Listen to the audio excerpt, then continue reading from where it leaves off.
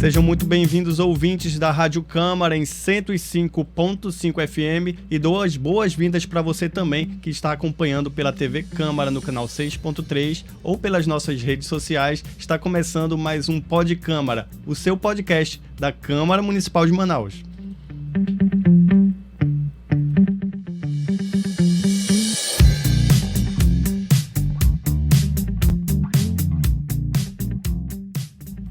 E o Pod Câmara recebe hoje o vereador Marcelo Serafim, do PSB, para falar de um assunto de extrema importância, que é a campanha nacional de vacinação que está sendo promovida pelo Ministério da Saúde.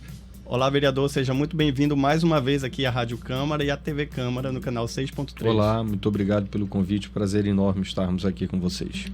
A gente vai falar hoje, como eu falei anteriormente, sobre a campanha nacional de vacinação, mas quem vai explicar um pouco melhor pra gente sobre esse assunto é a repórter Édria Carolina, que preparou um VTzinho especial pra gente. A intensa campanha de vacinação contra a influenza e a Covid-19 em Manaus iniciou e, com isso, muitos problemas de conscientização da população foram constatados. Na segunda semana de maio, o Amapá acendeu um alerta nacional por conta de um surto de síndromes gripais. Logo em seguida, Manaus deixou de ofertar a vacina apenas para grupos prioritários e deu início à vacinação do público em geral. No dia 20 de maio aconteceu o dia D de vacinação, que imunizou mais de 40 mil pessoas aqui na capital amazonense. A ação teve como foco crianças de 0 a 14 anos, grupos prioritários de influenza e o reforço da vacina bivalente contra a Covid-19 e contou com mais de 200 pontos de vacinação aqui em Manaus. Mesmo com os benefícios da imunização, muitas pessoas ainda se sentem inseguras. A vacina contra a gripe é segura? Pode ser tomada com outras vacinas? Há efeitos colaterais? Essas são algumas dúvidas que a Prefeitura de Manaus tem sanado durante a campanha de vacinação. Por isso, o tema do nosso podcast aborda essa campanha, que vai esclarecer algumas dúvidas. Obrigado, Édria, pelas suas informações. E, vereador, como a gente pode ver no vídeo, Manaus ainda registra um baixo índice de vacinação tanto para a Covid como para a influenza, Na sua opinião, o que justifica esses baixos índices? Na verdade, o Brasil viveu um movimento anti-vacina, durante os últimos 2 anos, 3 anos do governo do presidente Bolsonaro. Havia um movimento muito forte para que as pessoas não se vacinassem, primeiramente em relação à Covid, e isso acabou contaminando todas as demais vacinas. A gente tem um quadro que é preocupante, especialmente nas crianças de 0 a 14 anos de idade, porque essa criança ela necessita de um responsável para levá-la até uma unidade de vacinação para que a gente possa atualizar a carteira. Então, o apelo que a gente faz é para que pais, mães, avós e avós possam levar os seus filhos e netos a uma das nossas unidades que estão vacinando ao longo de toda essa semana, para que a gente possa atualizar essa carteira e deixar essa criança protegida. Esse é um direito dela que precisa ser consolidado, e só vai ser consolidado se o pai e a mãe levarem ela até uma unidade. Os adultos, eles já têm a iniciativa de irem, eles próprios até a unidade. Então, a gente tinha a vacina da influenza ainda em grupos prioritários. Então, não adiantava uma pessoa que não tivesse comorbidade, que não fosse de um grupo prioritário, chegar para se vacinar, que nós não podíamos vacinar. A partir da última segunda-feira, salvo engano, o Ministério da Saúde liberou essa vacina para toda a população, e a partir daí a gente pode vacinar tanto grupos prioritários quanto os grupos que não são prioritários. Então, no primeiro momento, você só vacina aqueles grupos que o Ministério da Saúde manda.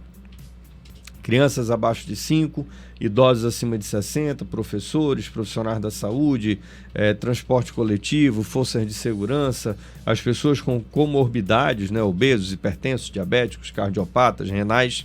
Esse pessoal a gente já podia vacinar. Se chegasse uma pessoa que não fazia parte desse grupo, a gente não era autorizado a vacinar pelo Ministério da Saúde. Isso não era algo restritivo da Secretaria Municipal de Saúde, mas sim do Ministério da Saúde, que obviamente tem que seguir os grupos prioritários, porque são aonde, quando contaminados, nós temos o maior número de óbitos. É uma diretriz nacional, Uma diretriz nacional. A gente sabe que um idoso acima de 60 ou uma criança abaixo de 5 tem um risco muito maior de morrer por uma infecção por influenza do que uma pessoa de 30, 35, 40 anos. Então, primeiro, eu protejo as populações que são mais vulneráveis para depois liberar a vacina para os demais grupos. Mas, apesar disso, hoje a vacina está liberada para todo mundo, tanto da influenza quanto da bivalente. Hoje a vacina da influenza já está liberada para todo mundo. Agora, é óbvio, quando você vai se vacinar, se o profissional que está lhe vacinando esquecer de lhe perguntar, e se você fizer parte de um grupo prioritário, né,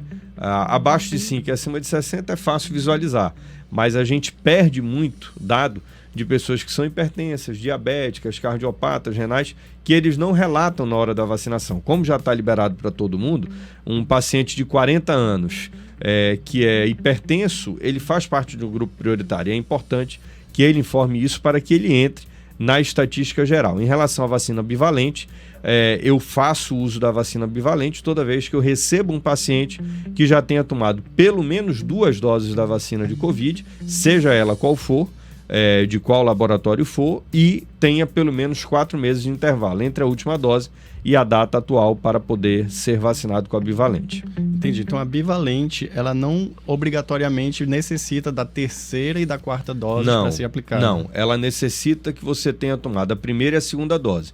Se você tomou a 1ª e a 2ª dose, eu vou fazer o reforço já com a vacina bivalente. Vamos explicar então para quem está acompanhando a gente pelas redes sociais, pela TV Câmara e pela rádio, o que é essa vacina bivalente, né? E por que ela é tão importante? A vacina bivalente, ela já tem 2 cepas diferentes do vírus da Covid. Anteriormente, a gente só trabalhava com a cepa original.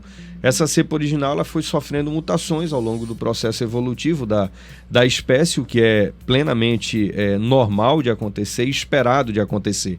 A gente tem aí inúmeras variantes de Covid que foram aparecendo e que foram se tornando as variantes que mandavam no pedaço, né, que eram predominantes. Isso daí aconteceu. Nós agora temos uma vacina que já tem essa variante. Então, aquele negócio de essa vacina é menos efetiva porque tu tens a variação genética do vírus, na vacina bivalente você fica protegido com uma cepa que já é a cepa atual que está circulando no meio da sociedade, portanto, confere ao indivíduo um grau de proteção muito maior. É um reforço a mais, não é? Sim. E, vereador, o senhor deixou muito claro a sua preocupação em relação à imunização das crianças até 14 anos, né?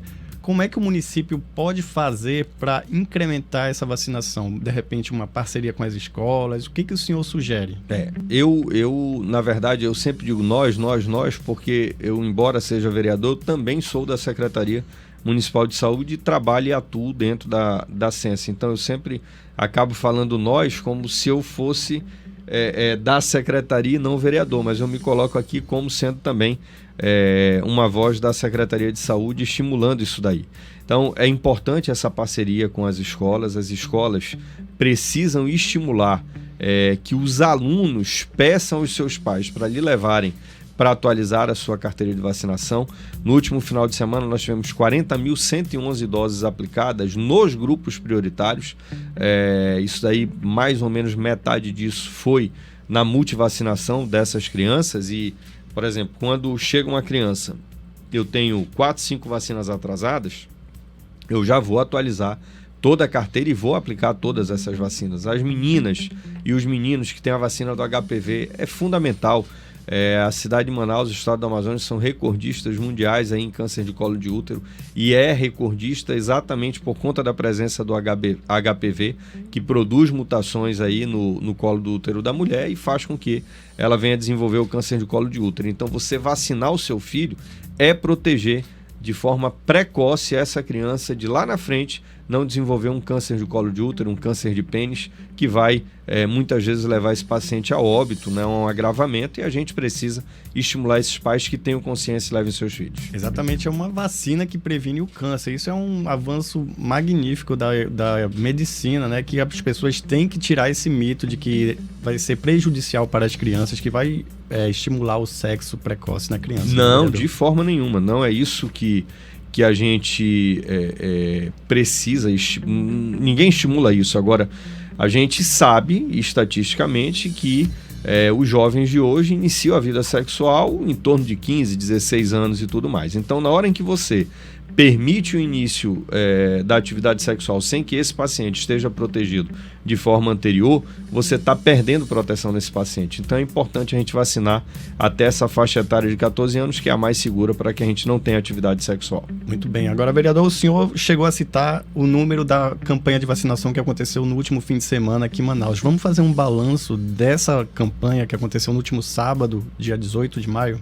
Não, balanço extremamente positivo. Como eu disse, foram 40.111 doses aplicadas nos grupos prioritários e cerca de 76 mil, quase 76 mil doses no geral, né, de vacinas aplicadas. Portanto, a gente aplicou cerca de 36 mil vacinas da influenza em grupos que não eram prioritários. Mas é importante imunizar, porque quando você tem uma população de 30%, 40%, 50% imunizada, você diminui a circulação do vírus, porque ele para de ter hospedeiros suscetíveis para poder contaminar, se proliferar e infectar uma outra pessoa. Então o balanço é extremamente positivo. A doutora Chádia fez um brilhante trabalho em toda a organização. A gente passou a semana passada toda nessa programação de vacinação. A vacina, ela saiu dos muros das unidades de saúde. A gente não tinha vacina só dentro das unidades, a gente teve a multivacinação dentro das estratégias de saúde da família, dentro de escolas, dentro de outros pontos.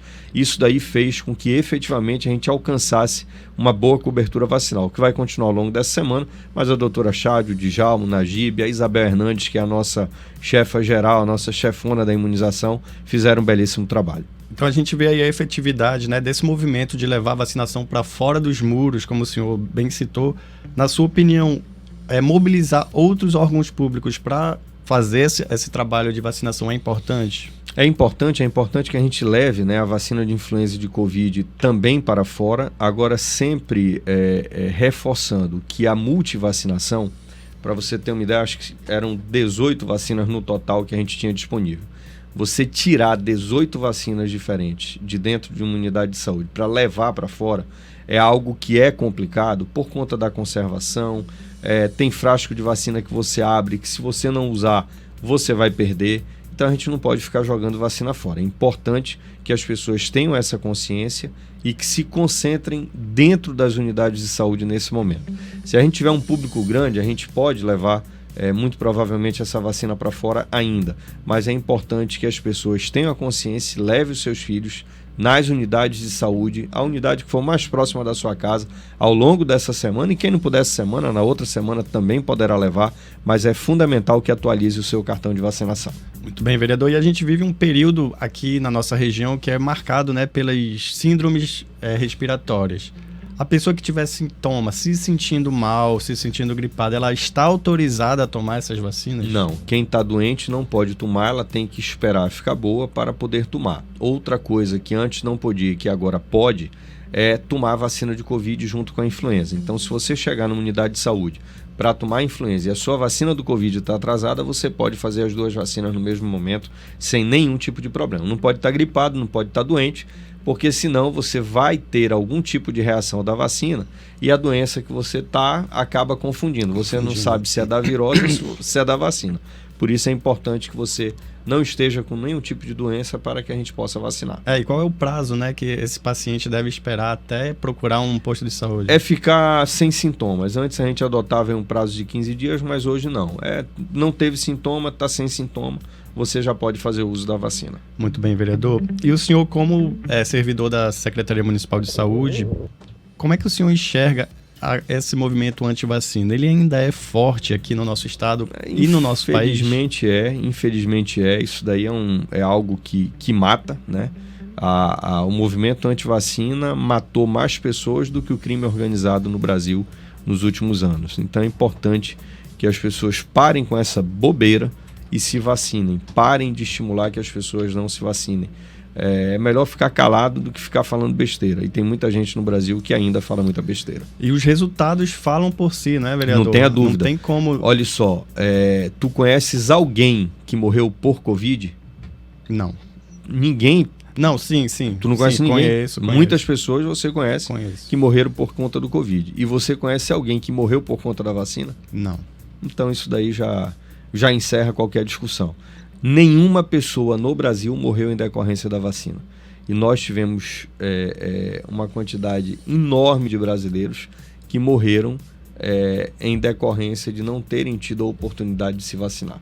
Então isso daí já Manaus mesmo aqui, a gente teve 12, 13 mil mortes por conta da Covid, e ninguém morreu por conta da vacina. Então é uma ignorância total e sem tamanho você dizer que não pode se vacinar. Basta olhar os números, né, vereador? Os números falam por si só. Agora, vereador, no último dia 19 de maio, o senhor esteve, né, numa audiência pública lá na Assembleia Legislativa do Estado, defendendo a contratação de farmacêuticos nas unidades de saúde públicas do Estado. Eu queria que o senhor explicasse um pouquinho mais sobre essa sua ideia. O que acontece é o seguinte, no atual plano de carreiras da SES, todas as vagas de farmacêutica, elas encontram-se ocupadas. Então, se você não tem vaga livre, você não faz nem concurso para aquela vaga. E é importante que o Estado abra novas vagas. Por quê? Para um hospital do tamanho do 28 de agosto, eu não sei exatamente hoje quantos farmacêuticos tem, no 28 ou no João Lúcio. Mas na época que eu trabalhava no Hospital Universitário Getúlio Vargas, tanto 28 quanto João Lúcio funcionavam com 2, 3 farmacêuticos, enquanto Getúlio Vargas tinha 20. Olha o porte do Getúlio Vargas em termos de pacientes internados e olha o porte do 28 de agosto João Lúcio. São portes extremamente maiores os hospitais do Estado. E 2 farmacêuticos não tem como fazer o trabalho. Então é importante que esses hospitais estejam abastecidos com profissionais para que a gente possa ter um bom atendimento à população, a boa conservação do medicamento e possamos fazer o trabalho direito. A Secretaria Municipal de Saúde ela já tem um número significativo de profissionais farmacêuticos. Para você ter uma ideia, hoje a Censa Manaus tem mais farmacêutico do que o Estado. E o Estado tem uma rede hospitalar muito grande. Então é preciso que isso se torne uma realidade, que é o concurso para farmacêutico no próximo concurso da Secretaria Estadual de Saúde. E na Secretaria Municipal de Saúde a gente já vai trabalhar com a doutora Chade para que comece a chamar o cadastro de reserva dos farmacêuticos e que em breve possa alterar a legislação, aumentar um pouco mais o número de vagas para que a gente tenha todas as nossas unidades com profissional farmacêutico. Por quê? Porque se você não tem o profissional farmacêutico, você não pode ter uma série de medicamentos. Medicamentos controlados, antibióticos, são medicamentos que não podem estar dentro da unidade sem o farmacêutico. Então, o que acontece? Nós temos muitas unidades ainda, isso já foi muito maior, hoje é muito menor, mas ainda existem unidades dentro da cidade de Manaus, em que você tem o médico, você tem o enfermeiro, você tem todo o arcabouço aí de profissionais de saúde, mas falta o farmacêutico.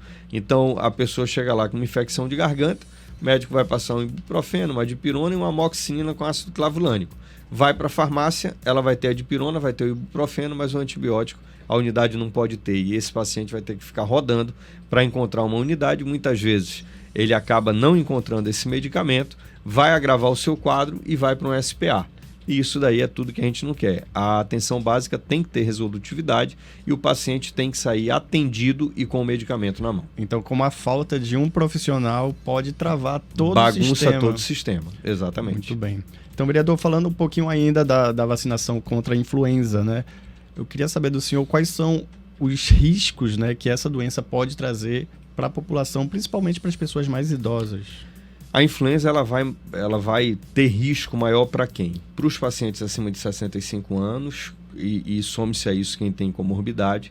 Grávidas, tem um risco muito grande para grávidas e crianças abaixo de 5 anos. Esses são os nossos principais alvos no primeiro momento. Aí tem o profissional da saúde que tem que estar vacinado. Se ele não tiver vacinado, ele adoece e aí a gente tem todo o sistema colapsando por conta de profissionais que viram pacientes e não conseguem trabalhar para cuidar dos nossos pacientes. Então, assim, a gente precisa atentar para esse grupo, os grupos prioritários, os idosos, os hipertensos, diabéticos, crianças abaixo de 5 e grávidas, elas merecem a nossa atenção especial, porque efetivamente, quando esse paciente contrai uma virose por influenza, esse paciente é quem tem mais tendência de agravar. Não quer dizer que um jovem que seja são não vá ter algum tipo de problema. Ele pode ter problema, pode agravar e pode inclusive morrer, mas a quantidade de óbitos que a gente tem são exatamente nesses públicos aí. Tá, então a importância, né, de se tomar a vacina, essa vacina é anual.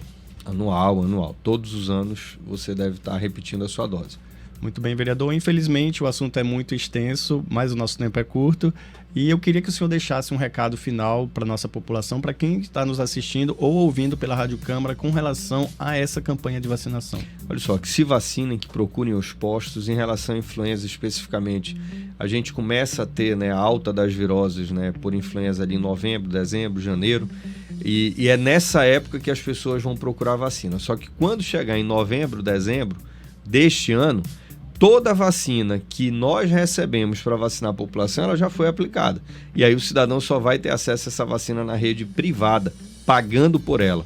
Então aproveitem enquanto é de graça, enquanto tem na rede. A gente tem o maior prazer de estar vacinando todo mundo. E as pessoas que já têm interesse, elas podem procurar uma unidade e se vacinar.